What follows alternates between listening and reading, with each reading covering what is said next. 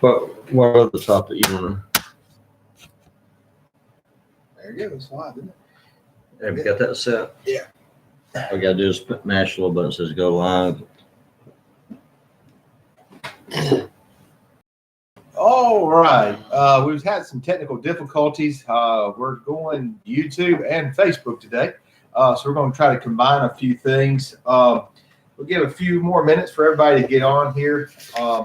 We're adjustment here. There we go. And like I said, yeah, we can get right there. Once again, I'm Dr. Jeremiah Alexander from Farmstead Veterinary Medical Center. And I'm Dr. Dale Hubbard with Perfection Bird Dog Trainer, owner, and primary trainer. All right, today we're going to talk a little bit more about some medical stuff with the dogs. Dale, we're going to we got a lot of questions on again on basics of just the overall how to get started. That's kind of where most of our questions are coming from. Like I said, I think a couple more people are logging on now. We've got a couple of questions written down here. But once again, we want to, we actually, there we go. And we want to announce, we got some announcements we want to talk about today, Dale. We're lining up a live seminar coming up in March. We're really excited about that. We're combining a couple of different things in this. From overall of how to take care of your bird dog medically and how to train. Now you want to kind of emphasize some seminar stuff now? Yes, Jeremiah. It'll be similar to ones that I've conducted in the past, and on talking about theory, which is a little bit of something that we've touched on, but go into a great deal of about where does positive gun dog training come from, like from B.F. Skinner, Pavlov, and their contributions to it, and by understanding the theory very detailed and actually having a working knowledge of it, then you can fix issues and problems and train your bird dog from a positive aspect. Right. And then another important aspect that I've done in the past, Jeremiah, is allow a certain amount of people to bring their bird dogs to the seminar and have a hands-on application of training them. So during the 3-day seminar, they will get information about specifically how to train your bird dog positively, what's the scientific basis behind why we do what we do to obtain these wonderful perfection type results, and then have a hands-on experience. So then we take it from the classroom and then let each individual work with their dog, and then put the dogs on birds in the field so the people can actually walk through the process. So then when the seminar is said and done, they have the theoretical basis for that, right, how to train. So important to have that scientific reasons as why this works. And if you know why this works, then you can train your dog and importantly fix problems that come up. Absolutely. And then and so then when they leave the seminar, they'll have a world of knowledge about the scientific basis behind what they do, and then the hands-on. I know, Jeremiah, from reading many books, and then you go to apply what you read out of the book. For me, it becomes somewhat of a challenge, and a lot of people I talk to is that way. But then when you hear it, read it, and then put your hands on and do it, then it all comes together for them. Right, Dan. We want to emphasize here too. It's like it's just like children's, or adults, or whatever. Each individual dog. There's a textbook way of doing things, especially in veterinary medicine. But all dogs don't read the textbook, and all diseases don't read the textbook. So we're going to kind of emphasize on that, and I want to emphasize also that you do not have to have a bird dog. This would be a great seminar to come to, Dale, if you did not have a dog.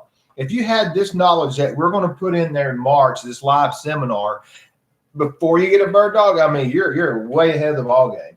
Oh yeah, by all means. It's probably better if you've never had a dog. I mean, this would be a great way to start. We kind of get you started out in the right way, and different things like that. Well, let's just, we want to hear your feedback, what you would like to see in the seminar. We're trying to work on the dates right now, and I'm pretty confident that we'll have our online training. We're working diligently on that right now, trying to get that up, and so you can actually have some previews of some stuff that's coming up. And definitely by March, we should be full speed ahead on the live seminars, actually on our online training. So if you can't make it, that's fine too, but we'd love to have you. We're going to do this right outside of Jasper, Alabama here. Great things are going on in Jasper right now. We want to kind of get the atmosphere, and we've got a lot of exciting things we want to accomplish. Go ahead, Dale. Yeah, I was just going to mention, Jeremiah, that the people that are interested in attending, that it will be limited to 10 people. And out of those 10 people, we will limit to people being able to bring their dog of 6 people. Get more than that, then it becomes a little bit more difficult for people to have individual attention. So the seminar will be limited to 10 people and 6 dogs. Awesome. Well, we're excited about that. Let's kind of go back and let's revisit some topics as we've talked about here. We got started a little bit late today. Got some folks joining in a little late. We're going to just talk about when you first get your puppy. I get this question a lot. What I do vaccination wise? Well, I really highly encourage you to actually get with your local veterinarian. They're a very important asset in your dog's health, and can be in part of the training process. Because different parts of the world, there are different things that go on. There's different things that happen in the South versus the North, out West. So get with your veterinarian.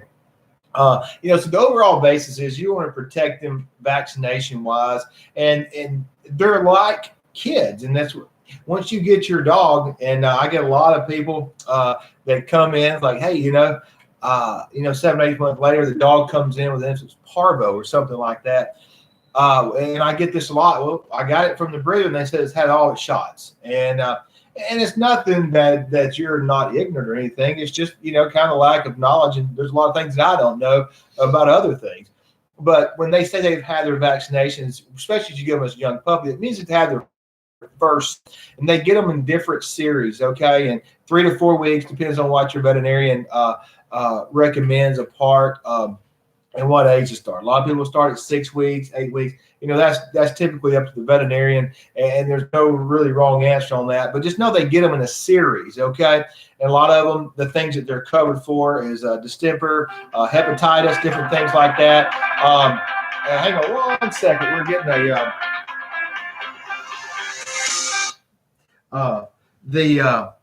sorry about that.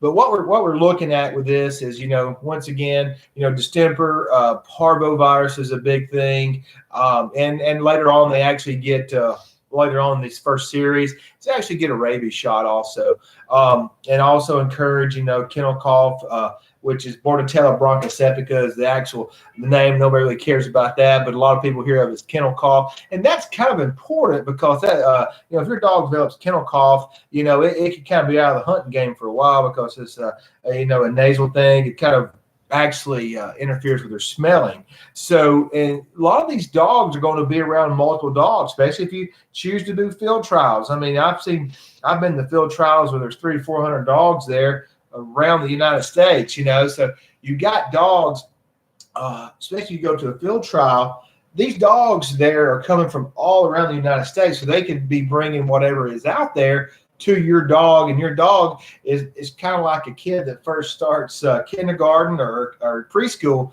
Sometimes they're going to get sick.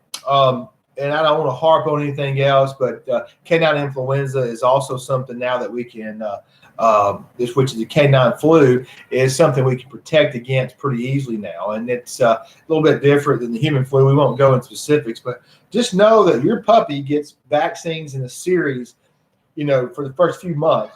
And then, after that, get recommendations from your veterinarian about when they need them after that, annually, biannually, or every 3 years, whatever.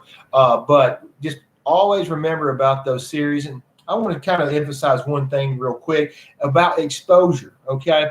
You got to realize when they're young puppies, especially you hope they get a lot of maternal antibodies, okay? So as their maternal antibodies are going away, that's when you kind of boost the vaccine, just like when we were babies.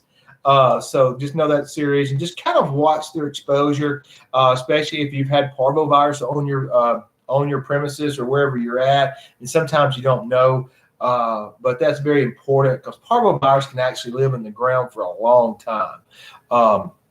But that's just kind of, I was wanting to kind of answer a few questions on vaccinations. And that's one of the major topics I want to talk to you about today. So if you'll have any more questions on that, kind of, you can pop them up right now. If not, we can get to them later.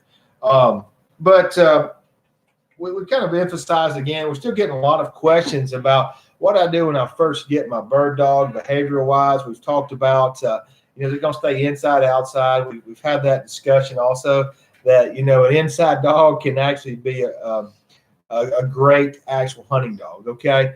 So Dad, let's just kind of go, let's say the first 4 months, what should we accomplish in the first 4 months? I mean, not in depth, but let's go over just kind of some broad spectrums. What would you have the first 4 months? Well, ideally, looking at the dog, exposing the dog to specific things during the imprinting stage is so crucial. Up to about 16 weeks of age is the type of things that the puppy is going to remember the rest of their life.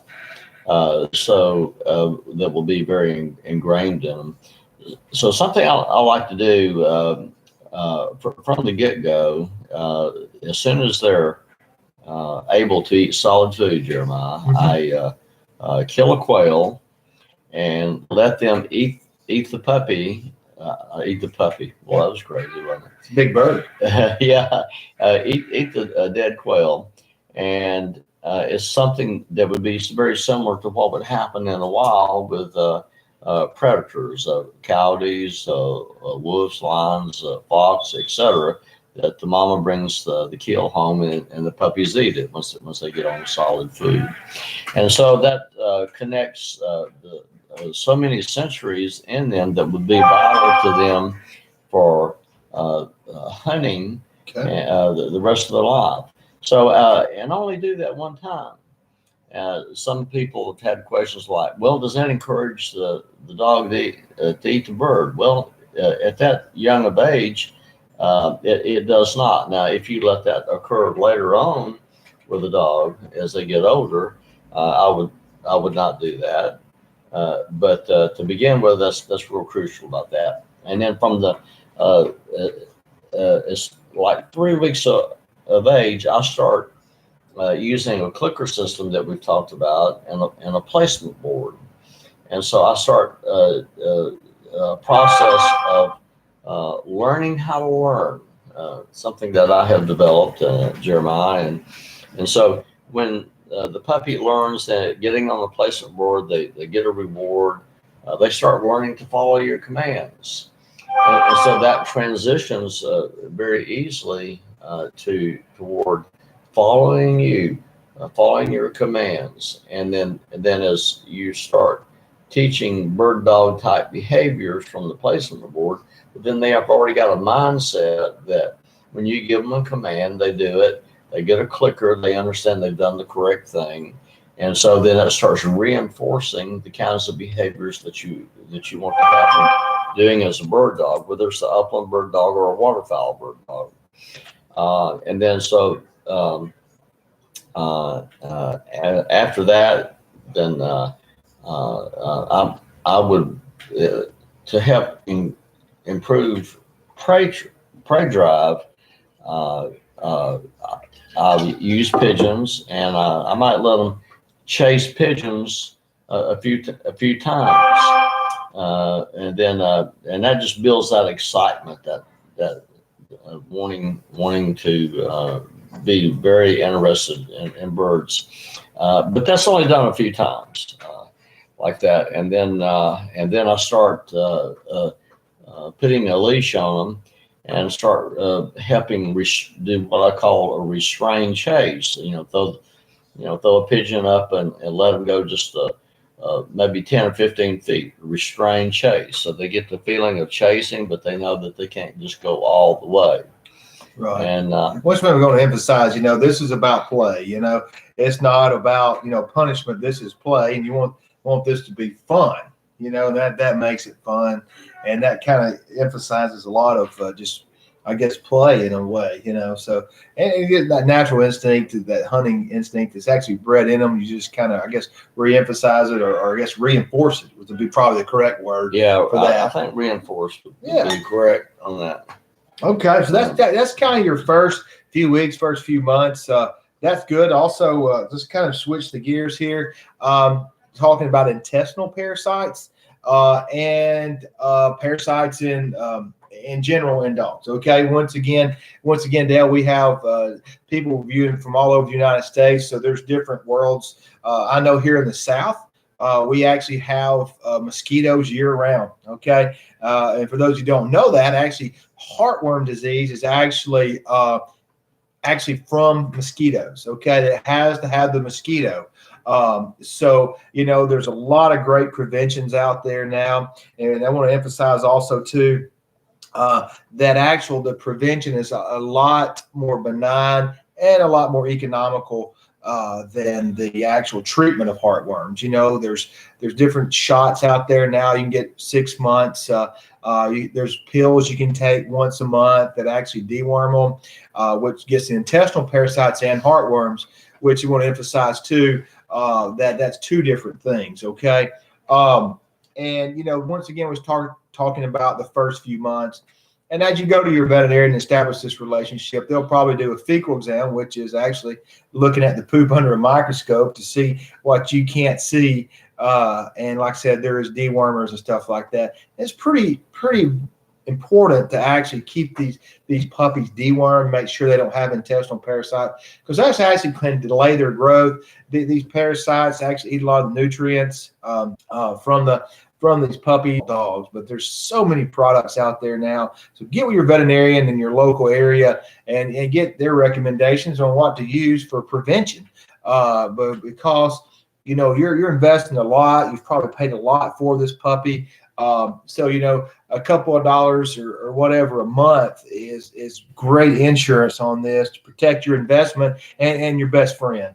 And we've got so many, veterinary medicine, especially I've been out of veterinary school 10 years. There's so many advancements now with these preventions and very cost effective, but yeah, just get with your veterinarian in your local area. And I highly recommend preventions and for internal parasites and heartworms. We got a question here. Glucosamine and vitamin C, good for dogs on a daily basis for joint therapy or just glucosamine alone? That's a great question. I've seen a lot of great research on ester C and glucosamine. Once again, please get with your veterinarian. There's a lot of over-the-counter products. There's a lot of great particular companies that actually make veterinary-specific glucosamine and vitamin C. And a lot of times, there's a lot of stuff in pet foods now, in different aspects of that you can see. But there's a lot of great products that have actually blended ingredients like your glucosamine, vitamin C. I won't get into specifics of that, but yeah, definitely get with your veterinarian because, like I said, some of these supplements now are very good about getting a lot of things that are in there that actually work synergistically, which means works together. Like I said, I hate for you to have, Dale, 4 or 5 different bottles on your shelf of vitamins or whatever, and they're not really what's in there, And if you can get one product that's in a very good, tasty, meaty chew, hey man, you're going to save a lot of money, a lot of time. Your dog's going to get more benefit out of it. So, but yeah, that's a great question. I love products that are blended, that have products that work synergistically. That's awesome, especially because we want these dogs. They're athletes, okay, and we want them around for a long time. And they're just like human athletes. They're going to, they're more prone to get injuries just because of what they're doing. And a lot of stuff we can prevent, a lot of stuff we can treat and prevent, from actually happening. So that's a great question. And once again, on that, we've talked about crate training, endlessly. Jeremiah, if I can interject a thought here, wonder if you would speak to if, say, a dog is having some type of particular problem, whether it be a cold interfering with the smell, something wrong with their digestive system or something, how that actually affects them in the field working. I know people, when they don't feel very well and they go to work, their productivity may not be that great. How does that work with hunting dogs and say some particular issue is going on with them and you put them in the field? How does that affect their performance? It definitely can a lot, Dale, especially, when you have an upper respiratory infection. Just think about things you can't smell and just kind of how you feel. Just imagine if you're out there having to use your nose to find something, okay? So that's very important, to kind of keep into mind, especially if you're moving into different areas, you're going somewhere else and train. I know that what they call our sage grass, from dogs that are not used to that, there's little fine particles that kind of messes up their nose. So, keep that kind of stuff in consideration also. I want to talk a little bit about that too. I was meant to bring my ear model down here today, but ear health, we don't really think about that. And, once you get a bad ear infection, it just makes you mad. I mean, you're very subpar, because your ears kind of come down in here, especially in dogs. They have floppy ears. So always check those ears, keep them flushed out, the waxy debris, and we'll kind of do a ear cleaning seminar one day, Dale, because you got to realize, especially in dogs, a lot of actually flopped ear dogs are designed for the ears to flop and actually bring the smell to the nose. But when it's their ears, especially the way their canals are built, and I'll bring some models later on to show, the thing about that is it really affects how they feel. They actually may not even retrieve a bird because where that jaw is in that lower ear canal, that really hurts. Because sometimes, if you have a bad earache, it hurts to chew. You don't want to go pick up 20 birds, and therefore, your smell is affected or decreased, and you may not want to retrieve. Okay. So upper respiratory ear health is very important, especially, keeping those ear flushed and not out. Also let's kind of go from the nose to the rear. Let's talk a little bit about, GI health. Okay. That's gastroenteric health. What you feed your dog is very important. And there's a bunch of dog foods out there. I have my personal preference. A lot of people do. It's kind of important to know if you're going to be traveling with your dogs, there's, if they get what we call a nervous stomach, or you got to change foods up, there can be table food. We've all had the bird dogs, gather around the table at the hunting club, and, they're going to get snacks and stuff. But, how you feel if you have an upset stomach, the virus is going around here. I know I get it. My performance is a little down too, if you got an upset gut and, and have some major GI issues, it's going to decrease their performance. So, just always keep that in mind. These dogs are not ultimate machines, they are, but, they have ailments too. Just kind of keep in mind when they get stuff, it's kind of like us. We're just not up to par, Dale.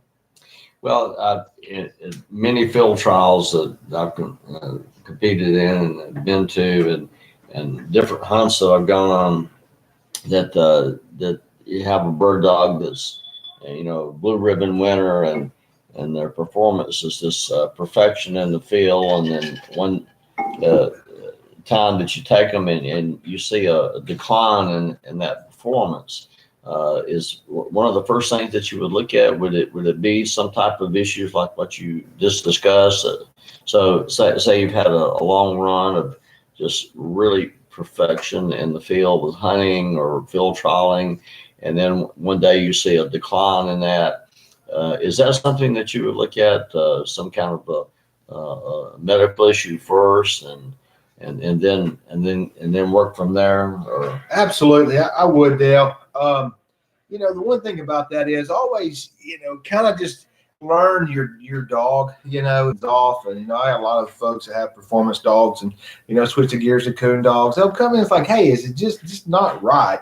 Your dog, so talk to your veterinarian about it, of course. But, a lot of things is, first thing is check their paws. Make sure there's nothing stuck in there if they're not running like you want. Just think simple first. Check their paws in between their toes.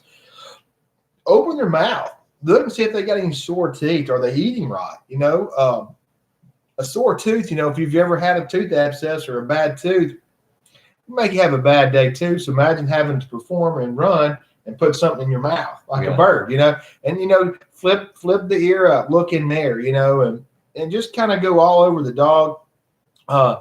Check for just minor things. Don't overthink it at first, but it can definitely be some minor things. Hey, if it's a little briar between the toes, or there's a briar stuck underneath the arm, something like that, something you can fix.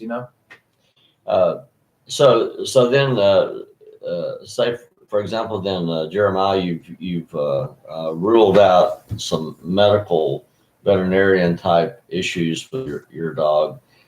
Then I guess the next step to look at is there something behaviorally occurring, right? And I'd like to speak a moment about how dogs feed off our emotions. Most of the time, dogs really know how you're feeling before you even know what you're feeling. Mm-hmm. And so if you have that close connection with your dog, and say, for example, you've had a bad day, you show some kind of disgruntled action, you do something different in the field, the dog sees that, and it's not like that they can figure out or ask you, well, what's going on? Is something bothering you today? Right. Yeah. What they experience then is a negative sensation and create some concern within them, and then have a decline in the performance because they fear that maybe they have done something wrong. Sure. Like say that also in training, if you're not in a good emotional state, the dog's going to know that. And if you become aware that, if you reach a point where in training, moving from the field to the training aspect, I recommend that you just stop right there. So say something's happened in your life, you don't feel good. Well, the dogs don't know you don't feel good, and then you're going to get a reduction in your performance and during the training scenario with your bird dog. Oh, that's a great point, Dale, because you always hear, what goes down the leash comes up the leash, and they can feel a lot of great things. These are, pretty amazing creatures that we're dealing with here, and very highly intelligent, and recognize things we can't, and they can smell things we can't. So that's pretty cool that, we have actually blessed enough to work with these animals. Well, that is about our time up today. We are a little over, had a couple of technical difficulties. We're trying to do a couple of different things. Once again, we're trying to improve the actual quality and different things like that. But the questions we didn't get to today, we will. We try to write them down and get with them. So, until next time, have a great rest of the week, and we will see y'all pretty soon. And look forward to comments and suggestions on the March actually seminar coming up. Be kind of thinking about that. We're going to try to get some dates in hand and go from there. And also, too, we'll keep you updated on our progress with the online training. We're really excited about that. Then we're going to reach a lot of people like that. And we want you to be able to train on your own time because we know. Jeremy, I'd just like to say thanks to the people that are watching our presentations because I'm receiving emails and phone calls from actually all over the world. Awesome. And having a specific questions. Sure. Like maybe one of them had watched one of my videos on how to create an incredible steadiness on birds. And I have questions like, well, I have a 3 or 4 year old dog. Do you think I could do that with them? And so that we talk back and forth or either email back and forth and set up that. So I'd like to say thanks to all the people that are sending in the questions. And so it's very fun to have that kind of interaction. Absolutely. And knowing that we're having such a wonderful following. Awesome. All right. Until next time, we appreciate it once again, and we'll see y'all later. Have a good day.